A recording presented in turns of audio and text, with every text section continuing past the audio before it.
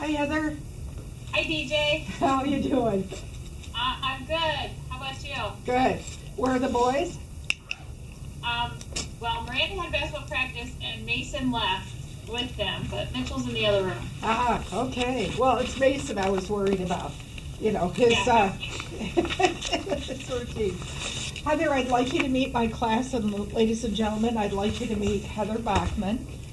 Heather is a graduate of BGSU from our program. And so, Heather, we're going to go through this. I'm going to assume that you're going to hear us. But if you don't hear us, if there's some downtime, just let us know. Okay, and I have some questions I'll pose out to them as well, so. Okay, great. We have one student who's down in Putnam County dealing with road issues. And so would you mind if we videotaped? Okay. Would you mind? No, that's fine. Okay, all right, then let's begin. All right, well, like DJ said, I'm Heather Bachman, and I work at Owens Community College. I'm an associate professor there in the Office Administration program. It is one of the programs inside the School of Business, and our name has changed, so I'll kind of go over that a little bit. And I'll have all that contact information at the end. But what I'd like to do to kind of get started is, I know you guys are a small group, and I kind of like to know who you are, and if you could tell me your name and what your focus is, and what your specific major, or if you're a master's student or undergrad. So if you guys want to just take turns talking, that way you can kind of get used to this whole Skype thing as well. Brianna? Oh, you can't really see me. I'm Brianna Butler, and I'm a business and marketing education major. Okay. An undergrad. Undergrad, okay. Yep. I'm Tammy Thomas, and I'm a business education master's. Thank you. Carla Eilerman, business and marketing education undergrad major as well. And I'm Steve Brown, master's student in business education as well. And Steve, I think we had classes together. Yes. Oh, actually, yeah, Tammy and Steve, that InDesign, wasn't it? Oh, With Heather. Photoshop and one other one. Photoshop and, yeah. Yeah, they have me teaching it now. Hey, well, there you go. I'm Sarah, master in business and marketing education. Thank you. I'm Scott Wongrowski, master's student, business education. Thanks, Scott. So far. I'm Brittany Wensinger. I'm business and marketing education undergrad as well. Thanks, Brittany.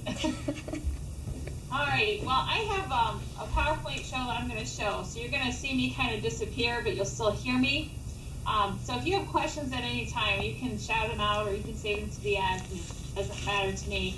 But I've kind of broken it down into some different phases based on some things that DJ has sent to me.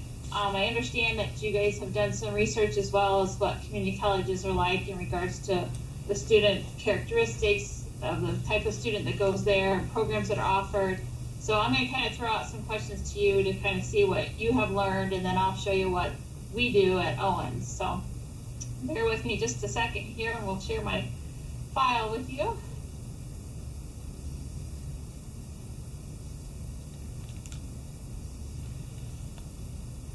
And I appreciate you connecting this way, because about 10 minutes before we started, the snow came and I could not see the highway that I live next to. So I'm thankful to be able to do it this way. Yeah, it's getting heavier. Oh my gosh. It was really starting to come down when I was coming in. Okay. Do we still have connection? Can everybody see the Yeah, she said she PowerPoint would okay? Yeah. Yep. What? Okay, good. I don't see a PowerPoint. Is it coming? We have a black screen right now. Okay. There. There we go. There we go. Okay. All right, so there's, again, I'm Heather Bachman, and my title is an associate professor. There's different levels. This is my 7th year there, and I have worked through the ranks. And so you start in as an instructor. After 3 years, you can apply for a rank change, and that takes you to an assistant professor. And then another 3 years, you can go to associate professor. So I've just earned the associate professors within the last year. And then there's one other level you can go to, and that's a professor level. So kind of the way you'll earn tenure track. This is our goal for tonight, is I kind of obviously want to introduce yourself to me so you know what my credentials are. But we're going to take a look at the characteristics of a community college student, the different associate degree programs that are available, not only at Owens, but maybe what you have found out. And we're also going to take a look at what are some of the features and benefits of a community college program versus, you know, like a bachelor's degree or not going to college at all. And then what are some of those challenges that community college students face, as well as instructors of community college programs. And then lastly, we'll take a look at marketing strategies, the way Owens maybe markets and pulls students in versus maybe other colleges. My background, like BJ said, I am a BGSU graduate. I was a double major in business and marketing education as an undergrad, and I got my teaching job at Napoleon High School when I graduated. And during that time, I then went back and worked on my master's degree in business education with a post-secondary education focus. And I kind of did a few additional courses and worked more towards post-secondary and training development while I was doing my master's. But during that time, I obviously was working as a high school business and computer teacher at Napoleon. I taught there for 12 years. I had numerous hats and roles that I worked on when I was there. I was my own department. There weren't any other instructors. There was a marketing education program, but we didn't share any classes. So we worked together when we had curriculum meetings, and it was more or less, I looked at his curriculum, he looked at mine, and we bounced ideas off each other, but that was about the extent of co-teaching we did. During that time, I also did some coaching and different things. From there, I went on, while I was still at Napoleon, I did some part-time teaching at BGSU. I actually was teaching the business ed and marketing methods, and it was more the business ed focus. We had marketing ed students in there. And I co-taught that with another instructor from the Columbus area. And then during that time frame, I got a taste of what it was like to teach at the post-secondary level, and heard about an opening at Owens and applied and got a job there and been there for 7 years now. My high school experience, to kind of explain what my day was as a high school teacher, because I know a lot of you are in that position. Once you graduate, you can go through a variety of options. You can go work in business, you can go teach at the high school level, you can go to the college level and teach. So here's kind of what my life was like as a high school teacher. We had 8 periods in our school day. I taught 7 of the 8 periods, which is typical, or you could have taught 6 periods and then had a duty period. I didn't have a duty period because I had so many courses to teach. And the courses that I taught included keyboarding. We did Microsoft Office, we did WordPerfect when I first started. And then we did computer literacy, computer programming, web design. We also did accounting, which was a computerized accounting. And we did another course called technology tools. And so I had a variety of different subjects that I covered. And most of the time I had 4 to 6 props every semester. And most of my courses were semester-long courses, so I would get new courses halfway through the year. Then while I was doing that, I also took on different supplemental jobs. Because you are the computer guru of the building a lot of times, I worked with assisting teachers with technology. My class that I taught web design in, we were in charge of the high school website at that time. With that came additional duties because the computer system that ran the message scoreboard at basketball games was computerized, so let's go to the computer teacher. So we controlled that and ran that for all the basketball games. Any tournament programs that had to be done, we did. And then I also did a supplemental job where I did have a technology assistantship where I worked with training the staff at different professional development meetings and so forth. So I did do a little coaching. I was just the quiz team coach. That was funny. The first time I went in for my interview, they asked, would you like to do quiz team? And I said, sure, because they trained you that when you're going through interviews. Don't ever say no for anything. And I remember coming out of the interview thinking, what is quiz team? I have no idea. So I learned very quickly what that is and enjoyed it while I did it. So, but then like I said, I did some part-time teaching at BG, and I liked what I was doing there, and had gotten my master's in post-secondary education. So when the opening at Owens came about, I went and jumped for it, and had to do a teaching demonstration. And I had to do a phone interview first, and then I was called in for a face-to-face interview with a panel of people. After that interview, I then had to do a teaching demonstration on a topic. They sent me a book and said you have a 15-minute demo to do. So I did that, and then I had to meet with the dean after that, and then about a week later they called and offered me the position. So going from when a high school position to the college position, I had to learn what the differences were in regards to what were my responsibilities. So I went from teaching 7 periods out of an 8-period day to having all this flexibility, saying, well, you can pick whatever class you want. Like, what do you mean? So you have this list of programs, courses that are in your program. They're all for different times and days. You pick your schedule. So if you want to teach nights, you can pick night classes. If you want to teach days, you can work your schedule to pick around those time frames. We used to have a better flexibility that if you did want to teach a certain course at a certain time of the day and it didn't conflict with another course, they would move the time frame to meet your schedule. But we've switched to more of a centralized scheduling system now, so we don't have as much freedom that way as we used to. But our requirements is we have to teach 15 credit hours worth of material to be a full-time instructor. If you teach over 15 credit hours, you are paid extra. You're supposed to teach at least 3 different subjects, 3 preps. Anything over 3, you get paid extra for. My current load at this semester, I have 21 hours in teaching. I have 5 preps. We have just gone from a 16-week semester to a 15-week semester.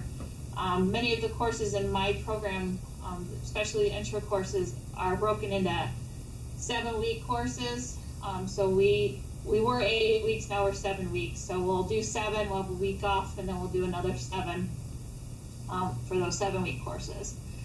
So it's become a little different this semester, trying to get adjusted to the different time frames. And on top of that, we obviously have meetings we have to attend. We have a meeting for our department, a meeting for our program-specific area, and a meeting for our entire school every Wednesday. So one week it's one and the other week. So we have one Wednesday off a month where we don't have a meeting. They encourage you to be involved in committees on campus for different things. I've been on interview committees before. I've reviewed ranked portfolios for people that are trying to get rank levels. And then we always work with curriculum development, with what are our outcomes, how are we going to measure these outcomes. Now that we've measured them, here's our results. What is this telling us? Are we doing what we want to do? Are the students meeting the course objectives that we want? And if they're not, why aren't they? And what can we do to fix that? So it's always ongoing. We think we've revealed it, and then the next year we come around like, nope, we got to change this again. So it's a constant changing field. With anything you do in business and marketing education, just because you did it one year doesn't mean you're going to do it the next year. So that's one thing I've learned through my teaching.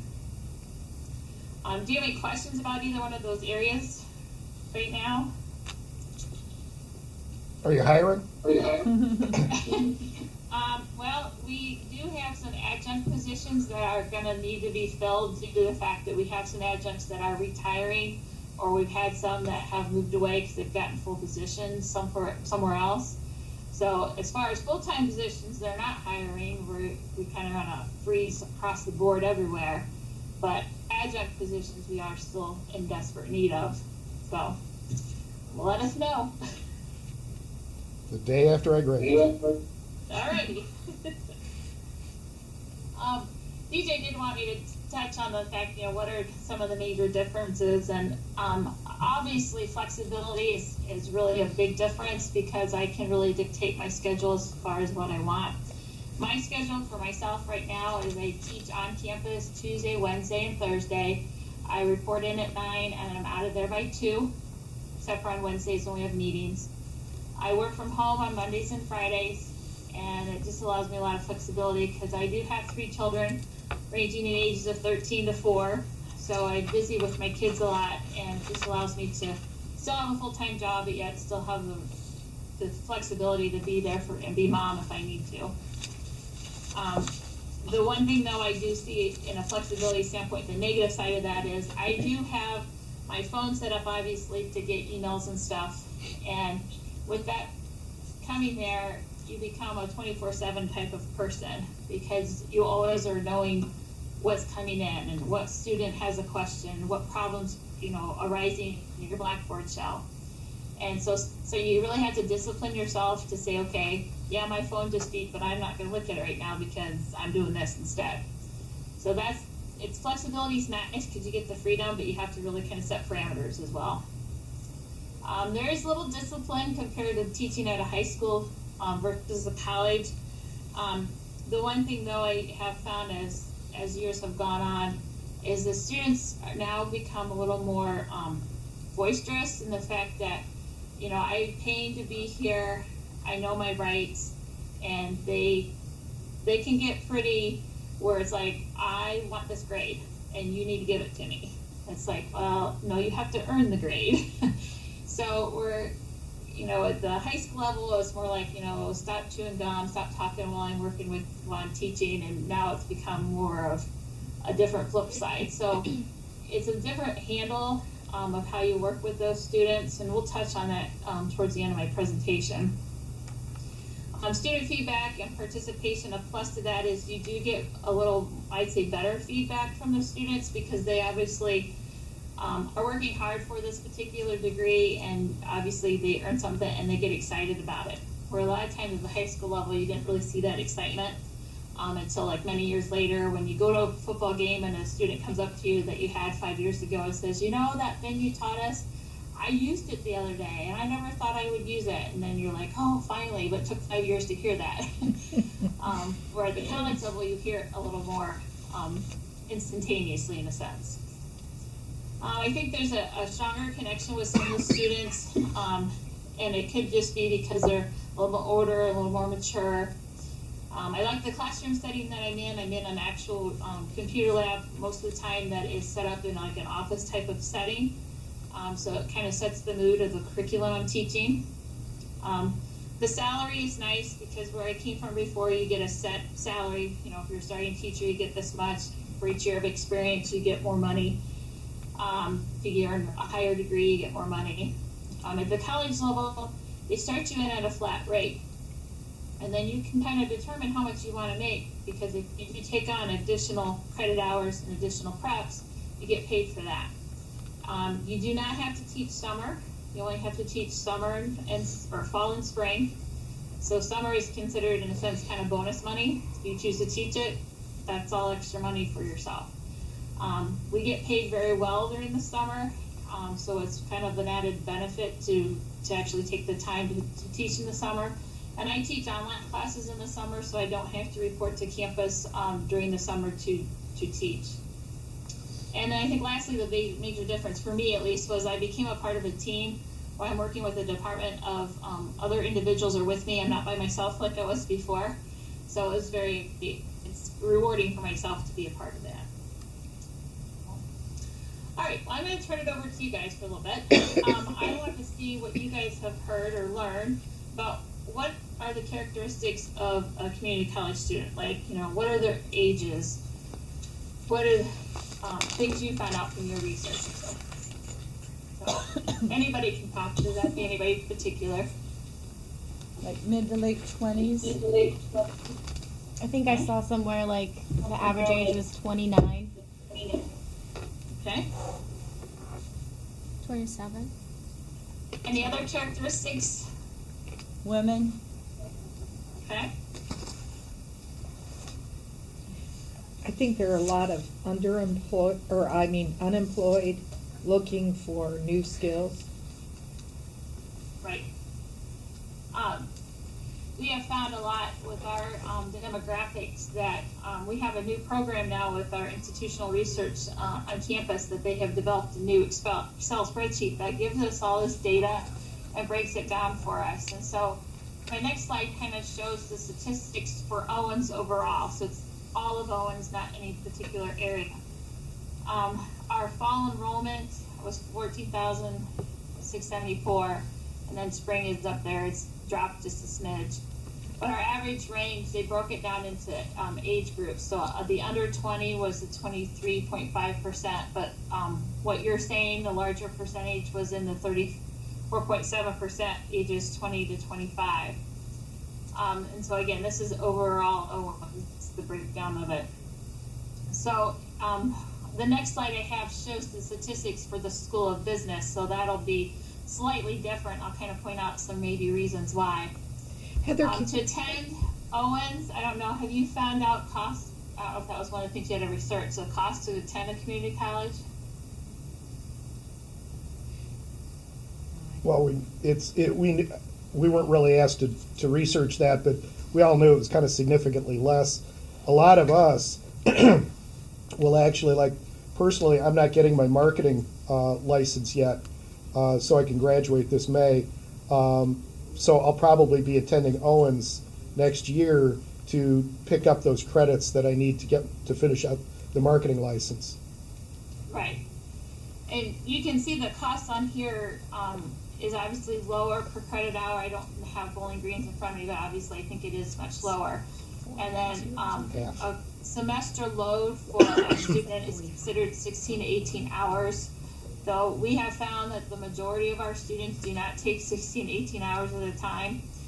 They usually take about 12 to 14 at a time, but that's how much tuition cost is a little less than $4,000. We do have two main campuses, obviously the Toledo campus, which is near Rossford, Perrysburg area, and then we have another campus on the Findlay campus in Findlay. We do have what they call two learning centers. One's called The Source. It's downtown Toledo, near the Tartar bus stop. And then the other one is at Arrowhead Park. And those two learning centers provide some courses that students can get without having traveling to the main campus.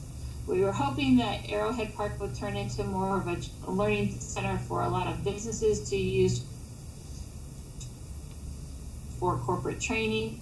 Or to get some cohorts started. And we do have a few going there, but it hasn't quite kicked off as well as I think they would like at this point. The average class size usually is about 15 students. We do offer day, night, and weekend classes, as well as online and hybrid courses. And we have a little over 130 majors that we offer at Owens. Heather, how would you describe the majors that you have at Owens? I have the sheet I have a link that'll take us out to all the majors. So I'll take a look at it from the school standpoint. I think we have a wide variety of options. I mean, we have a whole health area. We have the fire and safety area. We have a lot of construction type of areas and where students can come and get an actual certification in a particular area or an associate degree. I always know at graduation we have different groups where we have students who have gone through a John Deere program. They're wearing their John Deere green hats. And then we've got a Caterpillar program and students go through that with their cat's hat on. There's a variety of specific focused items where you're going for a specific area. We also have a large number of students that come in with the initial just to get a concentration of general ed courses out of the way. And it's a transferable degree that allows them to then go on to a four-year institution, and all the courses are TAG courses that are transferable anywhere. Campus and what you offer is more work-based learning than general learning. Yes, and I would agree with that because most of our programs are associate programs, and what the intent of that is for them to go on and work right away once they're finished. Many programs are trying to connect with a four-year institution to consider that opportunity to go on and continue your degree. Not every program is a continuous program. Like the program I teach, was office administration, is considered what we call a terminal degree, meaning they'll finish it and then they're done. They won't go on to a four-year institution and major in administrative office management or administrative assistant.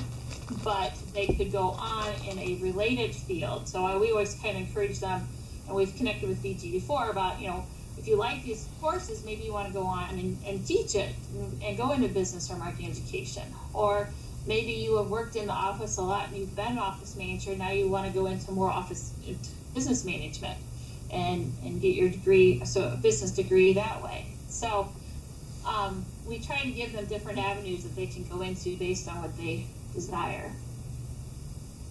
Thanks, Heather. Yep. Our enrollment for the school business for fall, I don't have a total number for spring. Last year was down a little bit. This particular spring is lower than last year, and the next slide kind of explains it a little bit. We went through a change last year where we had quite a big deficit for the entire community college, and in doing that, trying to recover from that, what they've done is they've consolidated some departments with other departments. So we took on some departments and we got rid of some departments. And in that process, that's made our whole enrollment number go crazy compared to what it was. And so our numbers are actually lower than they were before, but that's because we're going through a transitional time frame. The one thing I did notice though in our age ranges compared to the overall colleges is that our main area or a higher area is like the 31 to 50. That age bracket, all those percentages are higher in the school business than they are for the entire college. And the number in the percentage for under 20 is a lot lower than it is for the entire college. And I think for that is a lot of people are coming back to Owens because they're unemployed and they want to earn that associate degree because maybe they left high school and got a job right away. And now they've worked in that facility and it's closed. And so now they're coming back to get an associate degree in the field or a related field of what they were doing.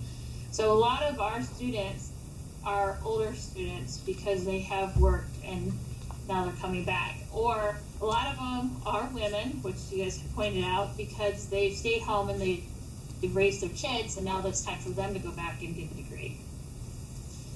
Our percent of full-time versus part-time, obviously you can see that we have a higher number of part-time than full-time, and we also have more females than males in the school business. So what type of programs have you guys found that community colleges offer? I kind of alluded to general ones at Owens, but not specific business ones. What business programs or even any program have you found being offered at community colleges? What I found and I was kind of interested in was that Owens offers a program called Adult Basic Literacy and Education, or the ABLE program. And I was just wondering how that's working out and if there's any kind of a stigma attached to it, you know, that might be holding enrollment down. And how do you market a program like that? I don't know. I mean, that program's not in my area, so I can't really answer it per se, but our overall marketing, I feel that we struggle with in our own department. They do a lot of marketing for come to Owens, but they don't do a lot of marketing of here's exactly what we have at Owens. You know, take a commercial and highlight 4 or 5 programs, and they don't do that like we would like them to. They do have specific ads that go across their webpage for specific majors or new majors that are starting, but they don't, I feel they lack in the effect of trying to target a specific major. We do some stuff in our area where we go to high schools and we promote our programs. We give presentations. They have tech prep days at school where high school students will come and visit the college and go to different sessions and learn about the programs that are offered in different facilities and areas. We do open houses and encourage people to come to those so they can come meet the faculty and see what programs again are being offered. But that's pretty much the gist of it in regards to trying to advertise a program. And, you know, like you said, when a number is low, how do you get it to increase? And we actually just had one of our majors, is administrative office coordinator. It's for a person who has worked in an office already, but has the desire to now be the manager of it or oversee the staff of the office area. And that enrollment is really low in that major. So we had to defend, why is it low? And what are we doing to make it not be low. So that was paperwork we just had to complete, because obviously low enrollment programs, when you're in a time frame in college expenses that they're trying to make cuts, they're going to look at those enrollments. And if you can't justify why they're low, or show that you're actually making an improvement or try to make an improvement in the number, it's one of those courses or majors that can be chopped. Other programs that you guys found that are out there in the community colleges? I saw some that were like focusing on the healthcare fields, and I saw a lot of nursing. yeah, nursing. Just a general, just like nursing program. Yes, and that is a big one for Owens. We actually have, it's a selective program where people have to, meet certain criteria to get into it.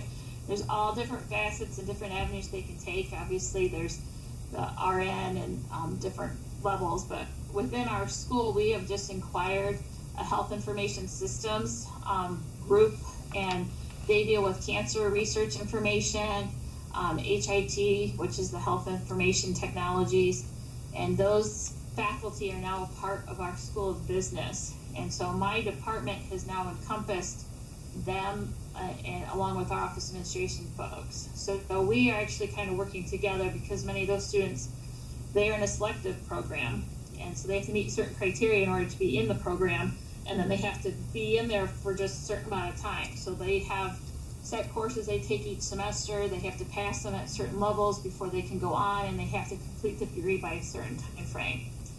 And so our chair has worked in that type of setting ever since she's been at Owens. Well, our program is not selective admission. It's anybody can come. And so she's having a little harder time trying to adjust as far as, well, how do you handle when a student, isn't passing these courses? How are you going to get them to graduate? Well, we have a lot more majors too than they do, so it makes it a little bit harder for us to try to get one-on-one with all our majors to say, hey, you need to get this finished by this time, or why are you falling behind? So we use the advisors a lot to help us out with that. And we do as much as we can one-on-one, but we only have 2 full-time faculty at the Toledo campus for our office administration department. I'm going to show you the programs that we have in this school. Like I said, we did a new look we were known as the School of Business last year. We're now known as the School of Business, Information, and Health Support Technologies. It's a mouthful. I have to count the words each time I say it. We merged together with Health Information Systems along with the Department of Food, Nutrition, and Hospitality. So the culinary arts area is a part of our school. So any type of chef and baking type thing major is all there. Hospitality management's a part of them. So we have a mixed bag of people in our school. The departments that we have include business technologies, obviously food, nutrition, and hospitality, information systems, so computer programming, and then my area, which is the health information and office administration technologies. Now, this is a link out to the Owens website, so hopefully I don't lose you here. And where I go on this is I just click on academics at the top, and then I pick my school, which is the top school there. And then this breaks it down into all the majors, along with certificates that are offered at Owens in my school area. And so if you wanted to look at other schools, you could do the same thing. You could click on them, and it would show you all the majors and certificates that are available. And then if you pick a particular program, so one of our majors is medical office support, and when you click on that, then it breaks it in to show you all the courses that you have to take to complete that degree. And if you don't know what a particular course is, if you click on the course, then a screen will come up and explain the course, tell you if there's any prerequisites or prerequisites, and it'll also tell you if there's any courses that are only taken like one semester versus another. So I'm trying to find a course that's like that.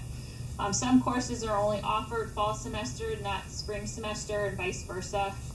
This particular course here, which is Office Administration Management, it is strictly a fall course, but it's not describing that right there. But it's usually just a, it's usually a spring course, but we've been offering on the web in the fall because of enrollment being high there for the last couple of years. But now that our enrollment's kind of decreased a little, we actually have taken a look at our schedule and have taken some courses off and tried to get back to the model of if the course says it's only offered in the fall, then we're only going to offer it in the fall.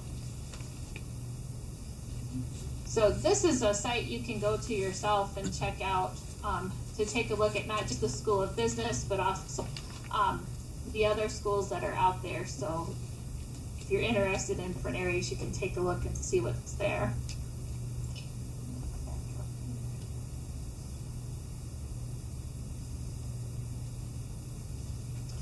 Our mission at the school is obviously to provide an environment that advances business education for growth in life.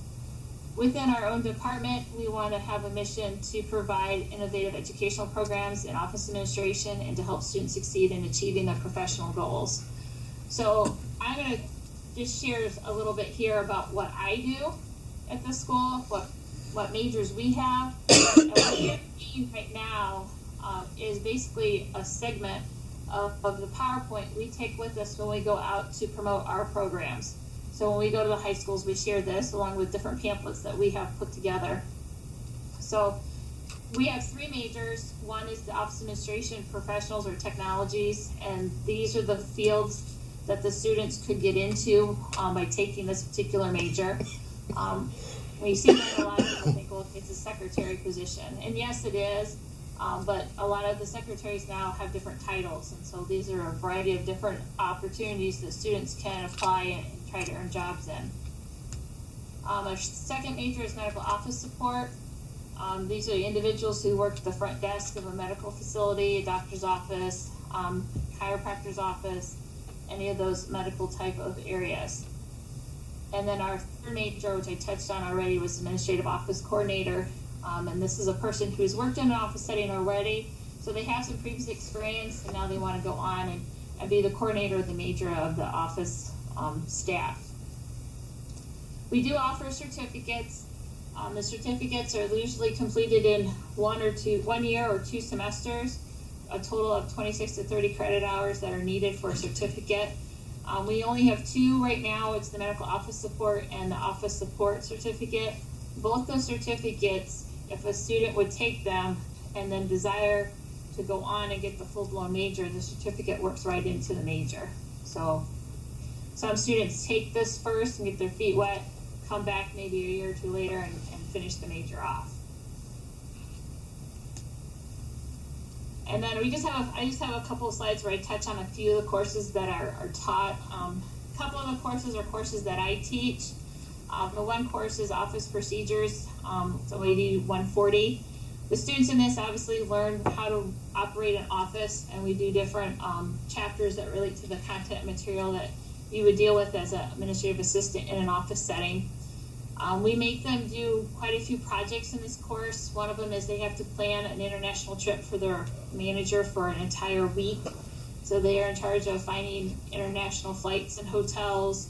They have to plan out an entire agenda and find places to eat and learn the language and the culture of the area, and they have to teach their manager how they should behave and what things they should do and not do while they're there. What documentations do they need to have? Where's the embassy at? So it's quite a big project, and we do it as a team project, so they have to work together in groups. We make them plan our advisory board meeting. As a department, we have to have an advisory board that we report to, and in that reporting, we always tell them, here are the courses that we're teaching, here are the outcome reports as far as how our students are doing. We get feedback from that, if there's anything that we should be doing to help us keep our courses current based on what they are seeing in their offices. So in this course, the students have to plan that advisory board meeting. We also make them do a service learning project where they have to go out and spend 10 hours in that semester working for a nonprofit organization using their clerical skills so they can decide if this is a field they like to again. So this course is quite in-depth. There's a lot to do in that course, but the students do learn quite a bit while they're in that course. Another course is workplace technology. This particular class, we make the students play with and practice using all sorts of devices that they could possibly see in the office setting. So they've done all their computer courses, they know the software and so forth, but we want them to play with gadgets and gizmos and some of the softwares that maybe we don't need to have a full course on, but they need to know a little bit about that software, so if they see it and have to use it in the office setting, they can. So you can see some different devices that they work with there. We make them do blogs and tweets. We make them have a LinkedIn account. They have to produce, using flip cameras, they have to do, create instructional videos on how to use a piece of office equipment. We make them use the scanners that are in the office. We do different podcast recordings and learn how to edit the voice on those. And then we use iPads and tablet PCs in that course as well. And then this is a medical office simulation course that our medical office support majors take. Students learn how to use a medical simulated program where they actually enter in patients, set appointments, put in their procedure code, learn how to process payments. So it's just like if they're working in an office, the same type of simulated program that they would have in an office setting. And then they create, obviously, bills and send requests to insurance companies for bills to be paid. Heather, and then the last class I'll just highlight is a co-op class. And that co-op class is where students have to go and find their own place of employment for 150 hours in a semester where they will work. And we don't find their place for them. We make them find it themselves. It makes them get used to finding jobs. If we hear of things, we pass it on to them, but then we make them find it. And then we go out and visit them to see how things are going twice during their time frame that are there.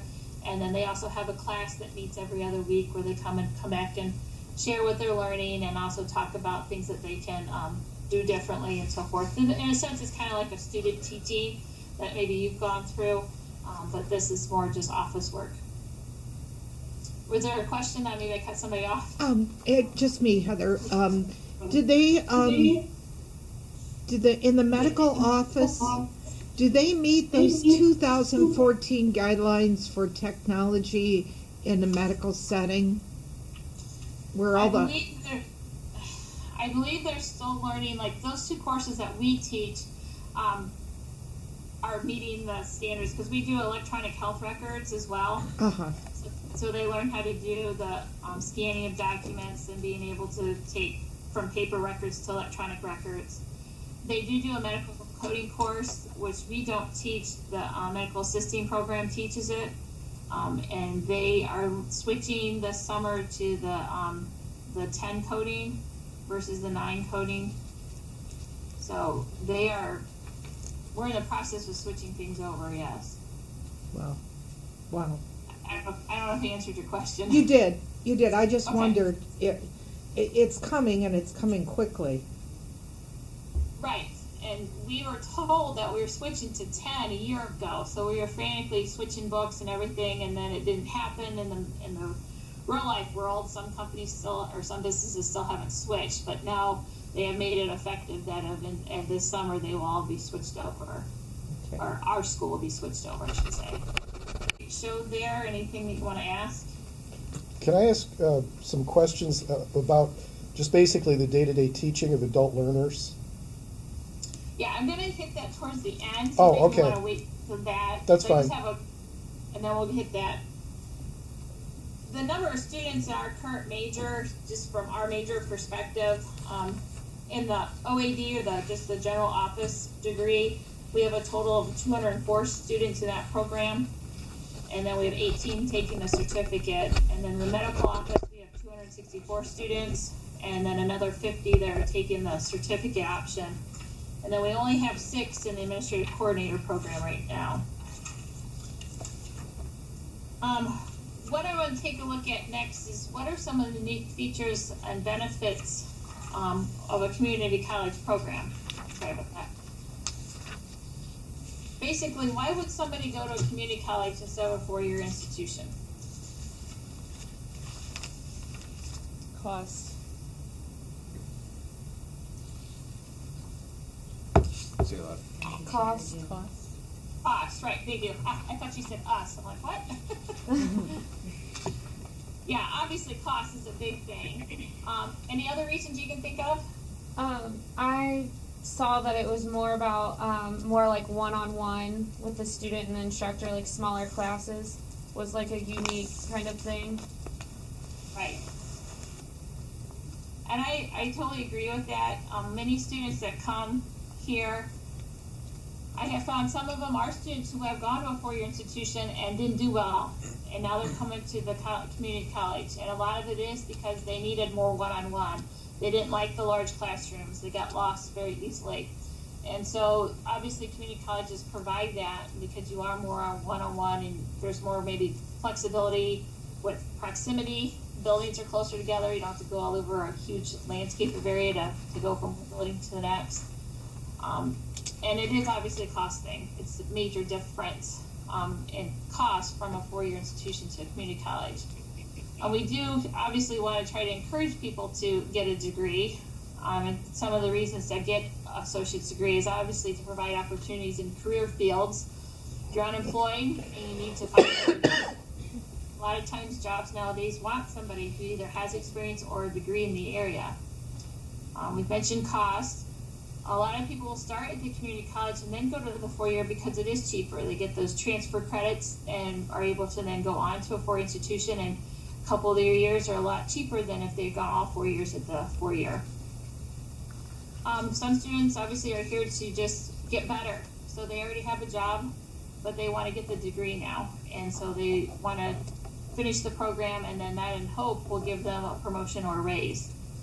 And obviously there's some flexibility too, because of the way courses are offered. Students can obviously still work full time and then be able to take an evening class or weekend class or an online class to get their degree completed.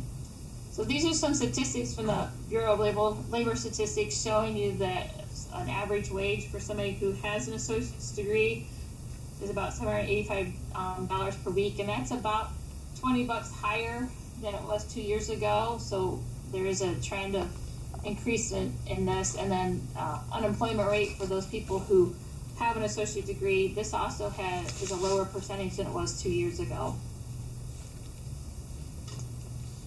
We do have a lot of articulation agreements where we have worked with high school students that they work on basically a career tech type of program, and they are doing courses at their career center that are related to the courses that we teach at Owens, and we'll give them articulation credit or dual enrollment credit, so that they'll get their high school credit, but they're also being credit for at Owens, so that if they come to Owens, then those courses are waived for them. We have this with Penna and Whitmer right now in our program. And obviously it does save time and money with having that availability to have those dual credit options. We do find that a lot of students are just coming straight from high school, so obviously they're improving their skill. They're not ready for the four-year institution, but they know they need to have some schooling, so they come to the community college. And we find that with the community colleges, like DJ said, a lot of our programs are career-oriented, so they're here to get a real-world type of application so that they can go right out and start working right away. These are some statistics that I found that it was kind of interesting that more than 60% of the U.S. workers don't have a bachelor's degree, and it was indicated that employment in the professional and business services will continue to go up, and this is statistics as of the end of 2013. So the business field isn't growing, which is a good thing. So obviously this helps all of us, especially if we're going to either work in the industry or go teach it. And then I think this kind of goes into the question that was posed about what are the challenges that students and instructors face. I think some of you probably have had to teach some courses there if you're a graduate student. What challenges have you seen dealing with students in your teaching? Well, that's one way not to answer my question. Personally, the older students, particularly since what I'm teaching is primarily interactive media, they seem to either embrace it or they're scared to death of it. Right. So that's the biggie. But ironically, I found they'll tell you that. I Right. found that with the younger students, they will just not do the work. Right. And they are every bit as afraid of the technology as an older learner. But they're not as boisterous about it, so you don't know if they just not getting it.